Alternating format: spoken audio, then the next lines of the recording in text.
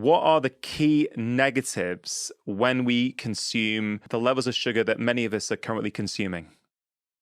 Well, first of all, let's make it very clear that sugar is not the only problem in our diet. It's the big one. It's the 2,000-pound gorilla in our diet, but there's other stuff too. But sugar is a particularly egregious molecule. Once upon a time, trans fats were the worst thing we consumed. Trans fats are the devil incarnate.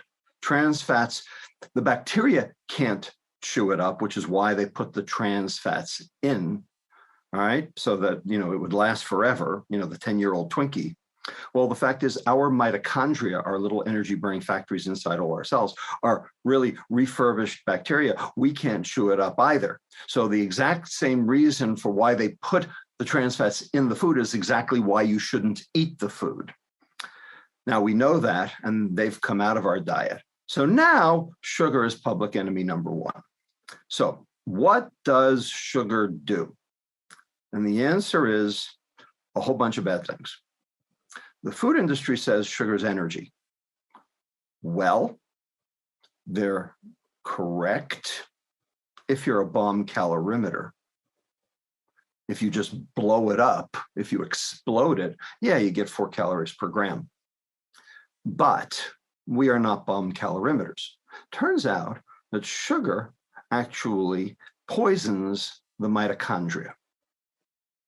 Okay, it poisons it at 3 separate enzymes that are necessary for mitochondria to do their job. The first one, AMP kinase, which is the fuel gauge on the liver cell. The second one, ACAD-L, acyl-CoA dehydrogenase long chain, which is necessary to get fatty acids into the mitochondria to be able to oxidize them to create energy. And the third one is CPT1, carnitine palmitoyl transferase 1, which is the enzyme that regenerates carnitine, which is the shuttle mechanism that brings the fatty acids into the mitochondria in the first place. In other words, when you consume sugar, you are poisoning your mitochondria. You are generating less of the chemical energy that our cells get powered by, called ATP. So if you're making less ATP, is that energy? It's the opposite of energy. So when you consume sugar, you are actually inhibiting your body's energy production. Can you think of a chemical that inhibits your mitochondria and reduces ATP production? Cyanide. Cyanide. Cyanide does that. Okay, sugar and cyanide do the same thing. Now, obviously, not as severely. Okay, cyanide parts per million keel over and die on the spot. With sugar, it's in the parts per thousand, and you don't keel over on the spot, but you feel lousy, and over time, it's going to take its toll. But ultimately, if you're inhibiting your mitochondria, you are poisoning your body. And we now have the data to show how that occurs. So here's my question to you and your audience. Sugar is in virtually all ultra-processed foods, and ultra-processed foods are now 56% of the UK diet, and the amount of sugar that Brits eat, 62% of it is found in the ultra-processed food category. Wow. So my question to you and your audience is ultra-processed food food? My view is that it's not really.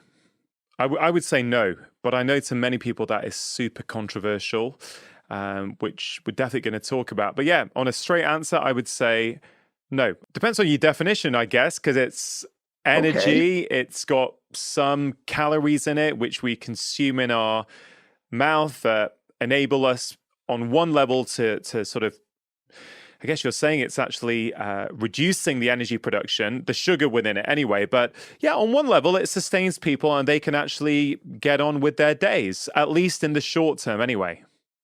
Well, you have to know what the definition of food is. So if I had my Webster's dictionary right here, right now, You guys, in the UK probably don't use Webster's. You probably have something else. But if I pulled it off the shelf, it would say that the definition of food is the following, and I have no problem with this definition. Substrate that contributes to either the growth or burning of an organism. That's the definition. I have no problem with that definition. It's a fine definition. All right. Substrate that contributes to either the growth or burning of an organism. So we've just talked about burning. Sugar does not contribute to the burning of an organism. It actually inhibits the burning of an organism. And Dr. Kevin Hall at the NIH did a study where he showed that when you give people ultra-processed food, they burn less and gain more weight when everything else is controlled for compared to the same diet in real food. Did this in 2019. So ultra-processed food does not contribute to burning. So now let's go to growth. Does ultra-processed food contribute to growth? My colleague, Dr. Efrat Monsenigo-Ornan, who is the chairman of the Department of Nutrition at Hebrew University, Jerusalem, just published 3 papers in Bone Research showing that ultra-processed food actually inhibits skeletal growth, inhibits the ability of bones to increase in length and in width.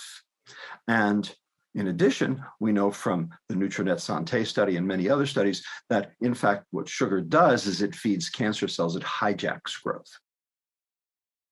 So, sugar doesn't contribute to burning, inhibits it, doesn't contribute to growth, inhibits it, or hijacks it. So, I pose the question to you again, Rangan. Is ultra-processed food food? I'll go with my original answer, which is no. That is right. It is no. Ding, ding. That's right. But the point is that the food industry, refuses to go there. The populace refuses to go there. The governments refuse to go there. And you and I are both interested in mitigating chronic disease. Yeah.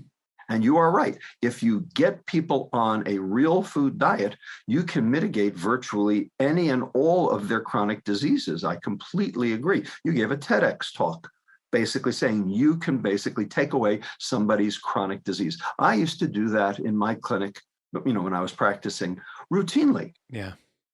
But only if they changed the food. And if they didn't change the food, no amount of medicine I threw at them could make a difference. Yeah, I mean, what strikes me as a really key message is that the majority of what we're buying to feed ourselves and our families is ultra-processed food, whether it's here in the UK or with you in America. And that is contributing to this tsunami of chronic ill health that we're seeing. It's pretty alarming. But what I think is so key, Rob, for me, is that it's so normalized now. Like it's the norm everywhere, schools, hospitals. In fact, if you want to go down the real food route, you almost feel like a bit of a, if you try and do it with your kids, you actually become a social outcast in some ways. You're a pariah. And I think this is the problem. It's the norm. We've moved so far away from what we used to do. In fact, maybe this is a good time for you to explain what you used to do when you were 8 years old, because I believe you had a granddad who lived in Brooklyn. And every Saturday you would do something which I think beautifully illustrates this point. That's right. So bottom line is I completely agree with you. What we've done is we've normalized it. Once upon a time, it was actually not normal to eat ultra-processed food. And today it is normal. And I remember when that happened because it happened to me. It happened to me in 2 ways. So on Saturday afternoons, my family would go visit my grandparents who lived about, 8 miles away in Brooklyn. And my grandfather would walk me down to the corner grocery store to buy a comic book and a 6.5-ounce bottle of Coca-Cola. And I remember, pretty much every Saturday afternoon. And that was the big treat, the comic book and the Coca-Cola. That was on Ocean Avenue and Avenue N in Brooklyn. The fact is that was once a week and it was 6.5 ounces. All right. Today, children are consuming about, I think, 35 ounces a day, median. So they are getting about 6 times the amount of sugar that I did from that one Coke. And they're doing it every day instead of once a week. Can we just pause on that for a second? You're saying you had 6 ounces once a week, and we're assuming back then that the rest of your diet throughout the week was low in sugar, low in processed foods, sort of a real food diet? Well, my mother worked 3 jobs, and so I ate a lot of Swanson TV dinners when they first came out. And I remember when they came out around 1964. The fried chicken, the Salisbury steak. I hated that Salisbury steak. And she trained me on how to turn the oven on and how to heat them up, because often she wasn't home at night. So, to some extent, I was a latchkey kid because my mother worked so hard. Yeah. My father was in Manhattan all day. And so, I basically had to sort of take care of myself. And sometimes I had to eat dinner, out of the freezer. And so I remember, those Swanson TV dinners, and, they were a problem, and they're still a problem. So you put the two together, and that was the beginning of, shall we say, onslaught of processed food in the United States about the mid-60s.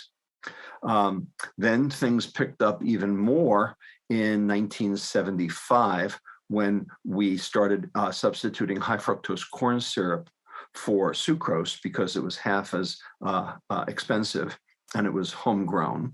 And then finally, the pièce de résistance came in 1977 when the McGovern Commission released its report saying that we all needed to eat less fat to try to prevent cardiovascular disease. Well, when you take the fat out of food, it tastes like cardboard. And so what did the food industry do? It basically replaced the fat with sugar.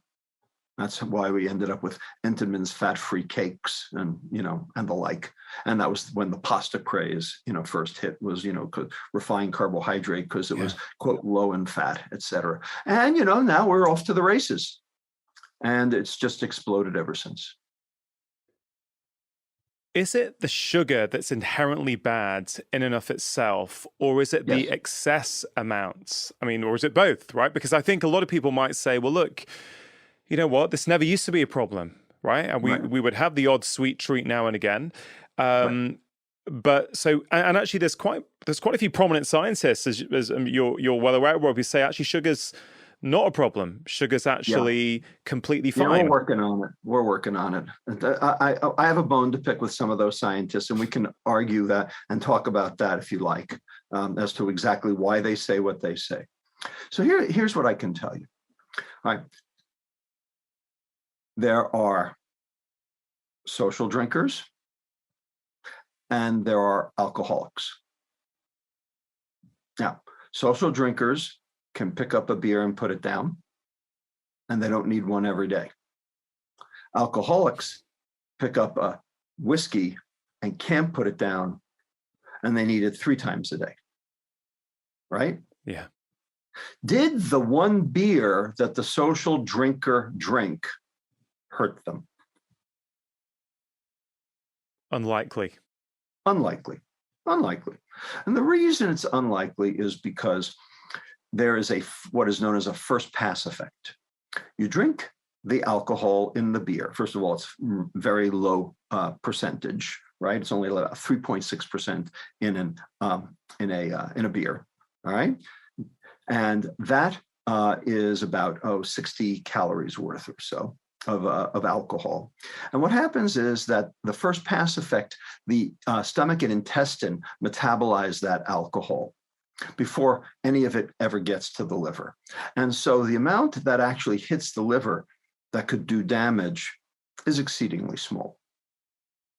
And as long as you're not following up with a second beer and a third beer and a fourth beer and a fifth beer, like can happen at the Newcastle pub, you don't usually have a big problem, right? But if you keep doing that, then that is a problem. So it's a dose-dependent phenomenon. And your intestine is there to try to protect your liver from getting the onslaught before it will do damage. Same with sugar. No difference. So your intestine can take a small amount of sugar that you consume and can actually turn it into fat in the intestine. Intestinal de novo lipogenesis, the process of converting sugar to fat into VLDL in the intestine so that it will not go straight to your liver, right? And about 10% of an initial sugar bolus will undergo intestinal DNL and therefore be diverted away from the liver and into the bloodstream as VLDL. Now, that VLDL is not great for you because it could ultimately cause heart disease, but it's protecting the liver. But if you consume past your intestine's capacity to do that, now the rest of it's going to end up in your liver. And the problem with sugar in the liver is exactly the same as the problem of alcohol in the liver, because it causes the exact same processes. It causes glycation, it causes oxidative stress, it causes mitochondrial dysfunction, and basically drives insulin resistance, this phenomenon that we now know is at the base of virtually all chronic metabolic diseases.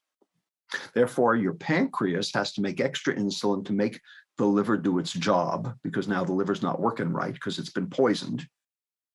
And so insulin levels rise all over the body, and now you've got the risk for Alzheimer's, you've got the risk for heart disease, you've got the risk for cancer, you've got the risk for virtually every other chronic metabolic disease on the plate, all because of what happened to your liver.